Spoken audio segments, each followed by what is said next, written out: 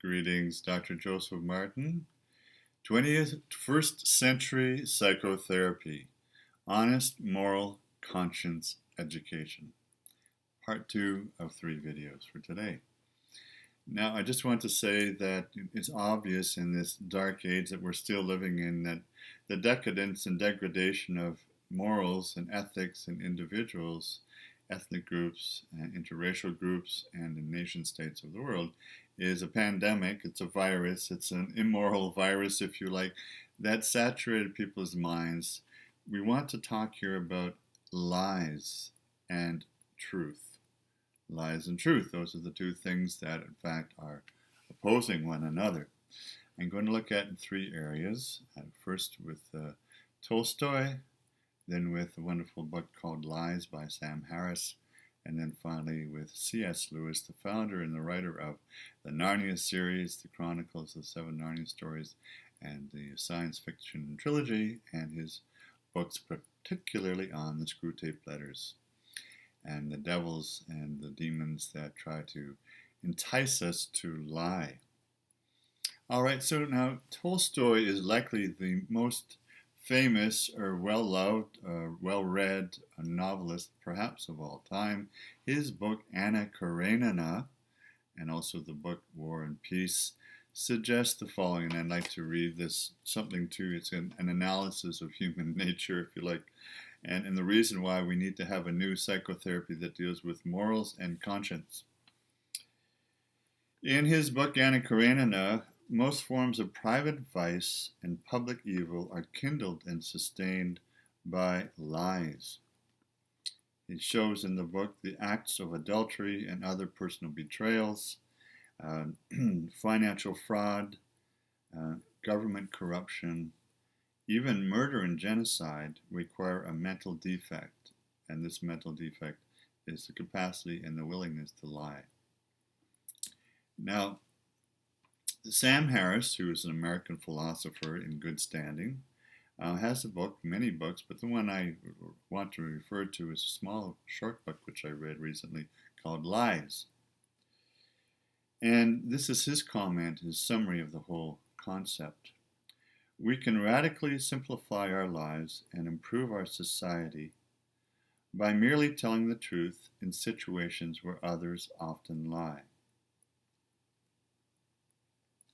Now, obviously, this is a huge issue because it's rampant and throughout all of our societies.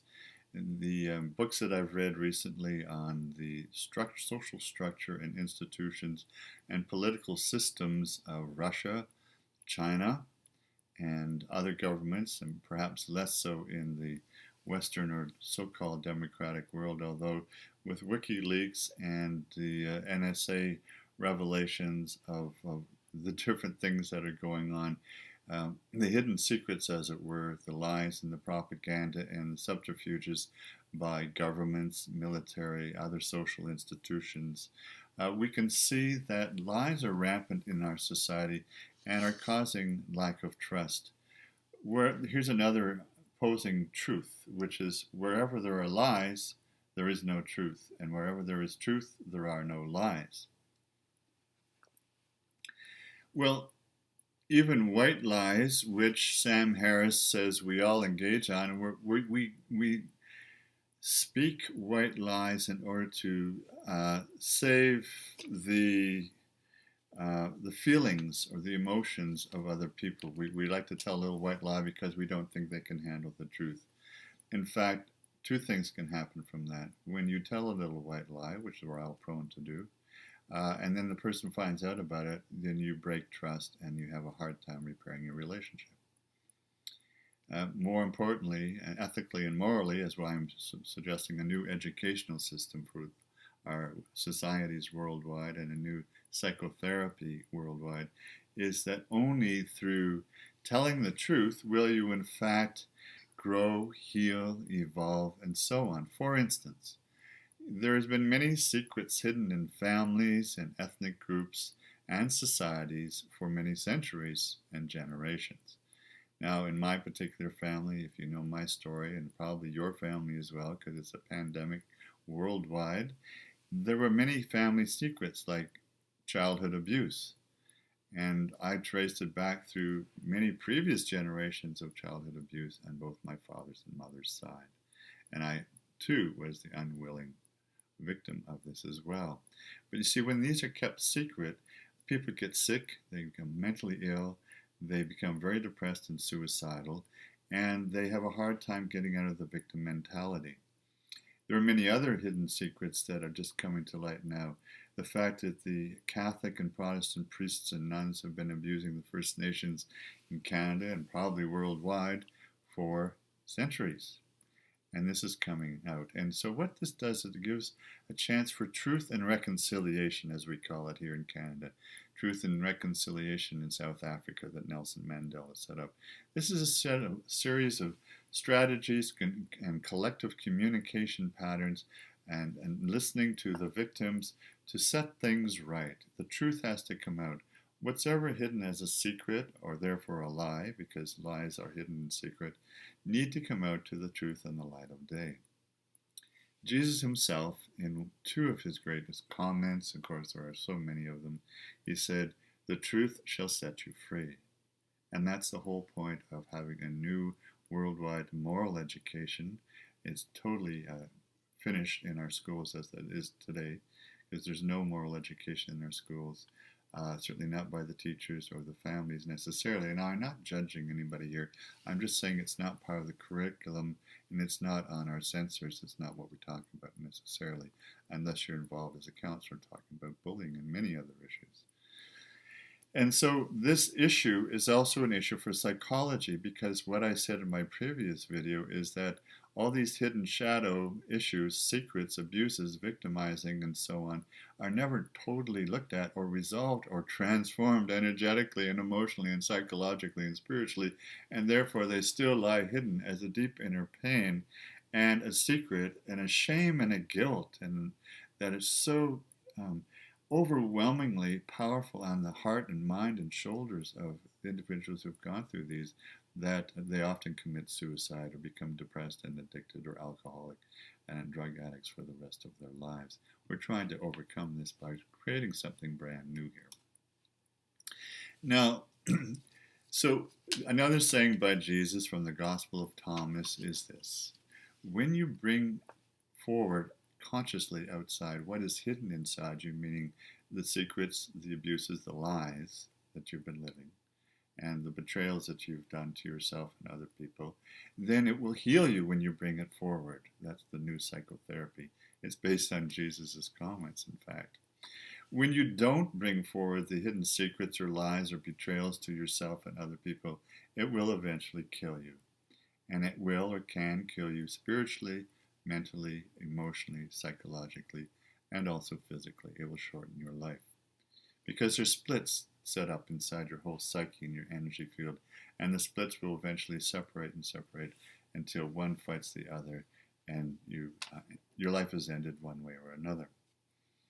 Now, the third and final thing I'd like to share with you in this video is this. C.S. Lewis is one of my favorite writers. Perhaps some of you have read his 7 books of the Chronicles of the Narnia series. I read them when I was very young as a middle-aged teenager, and the science fiction trilogy, which are great. Perelandra and so on, Voyage to Venus. However, the books I read when I was 15 and 16 were these two: The Screwtape Letters and the subsequent one, Screwtape Proposes a Toast. What are these books about? Now, it's very clear that as an Oxford scholar and professor at the University of Oxford in England, C.S. Lewis was a polymath and interested in many creative endeavors, including writing all sorts of stories. But this was a kind of a Christian apologetic analogy, or a set of what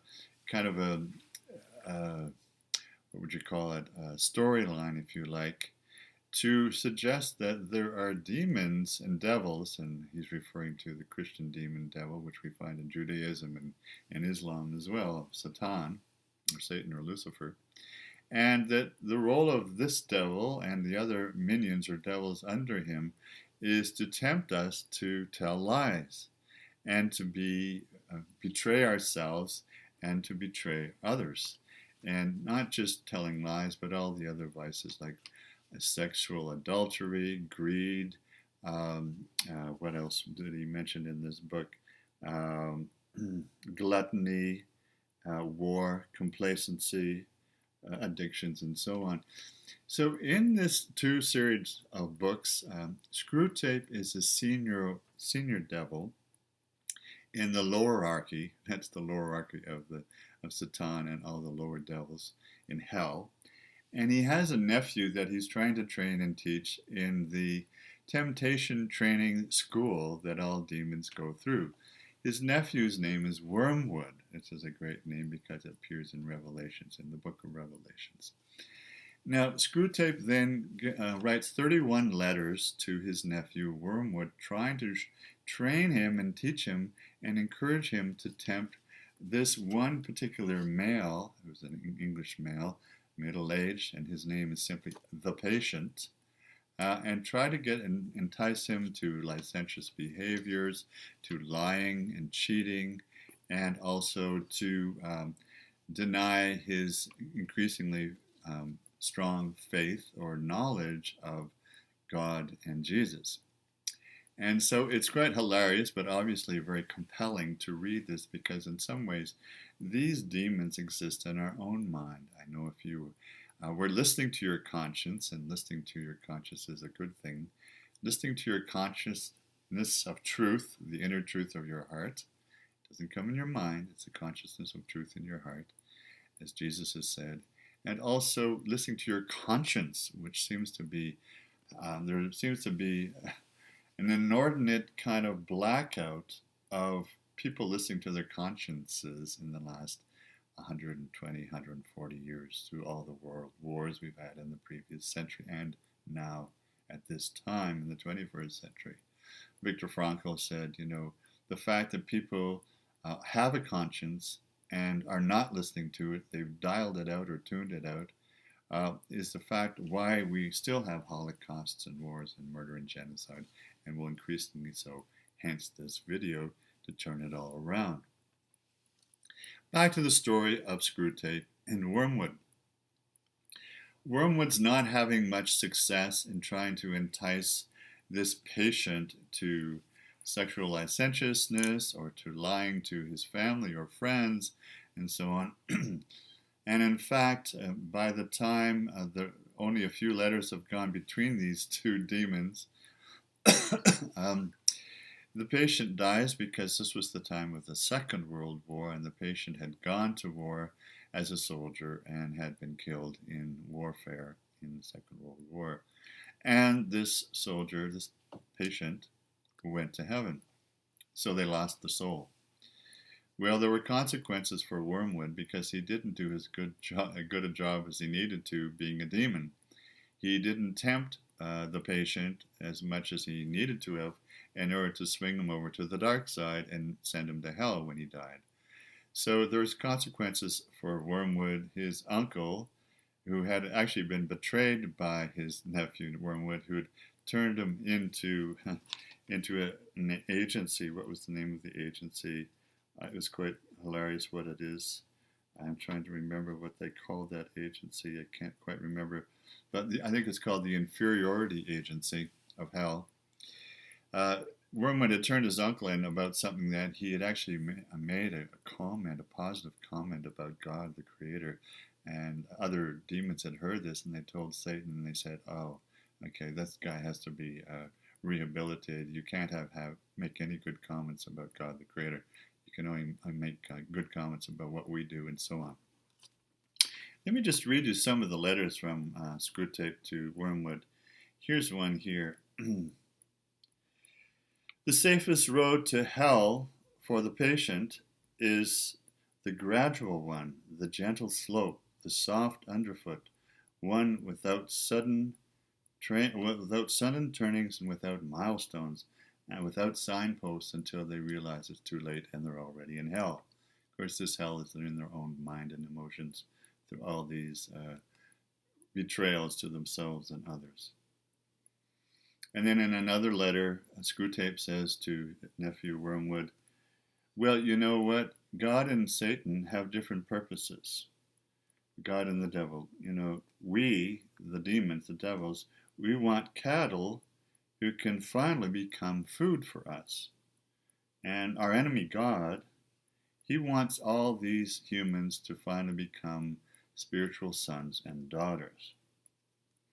That's an interesting comment. So, our responsibility as devils is to make sure that these individuals, these humans, stay in panic and in boredom and passivity and irresponsibility, because the other side, the God fearing people and the angels, of course, and archangels, they want these men and women to be concerned with what they do and become responsible human beings.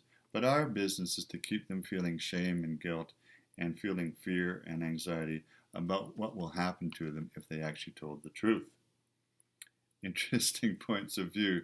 And that's exactly why these books are being made into popular movies right now in 2013-14. So watch for them in your cinemas and online.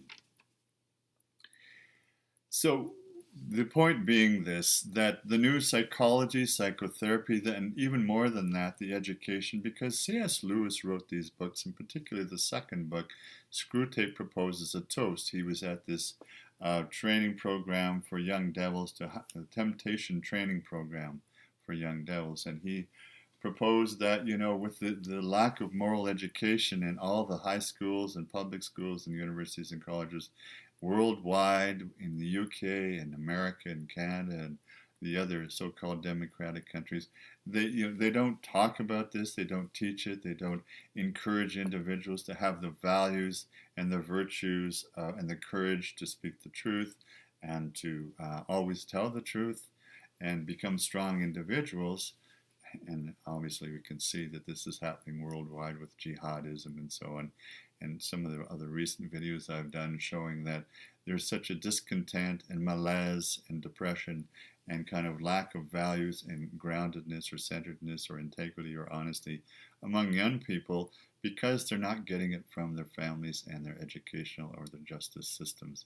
There's no place for them to have the model or mentors necessarily to show them the higher values of being human. So we're in this dire place now with warfare worldwide and all these issues, but the preventative and the protective and the safe way forward, and actually the rehabilitation process for all these young people I'm talking about, whether in prisons or coming back from war on either side of the war, the jihadist side or the other side, the so-called military side of the nation states. All these issues need to be addressed. We need to rehabilitate our educational system and the courses and the values that we espouse to engender a whole new generations of people, young people to come, that will have a conscience and have moral ethics within themselves, so we won't need to have justice systems so much outside, but the moral justice system will be the truth of the heart, weighed on the feather of life, and the feather of truth is always the strongest. I have a video on that you might want to watch. Now, to end this one then, the whole notion of what higher education needs to be is to develop free, independent, critical thinkers. This is not done. It wasn't part of my education for all those decades.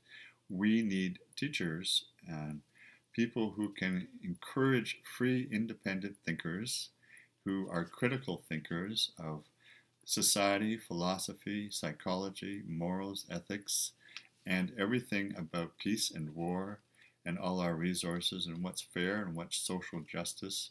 All these things, these young people of today need education in this and also psychological education about this.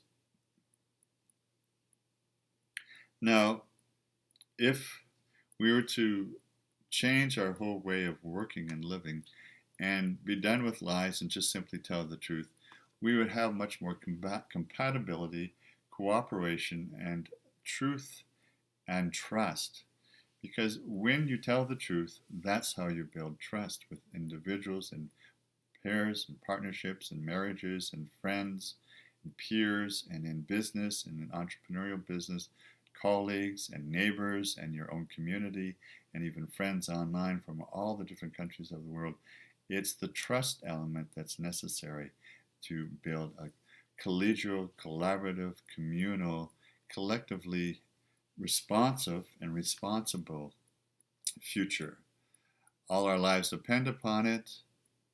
We happen to be needing to do this one person at a time and sharing this with other people.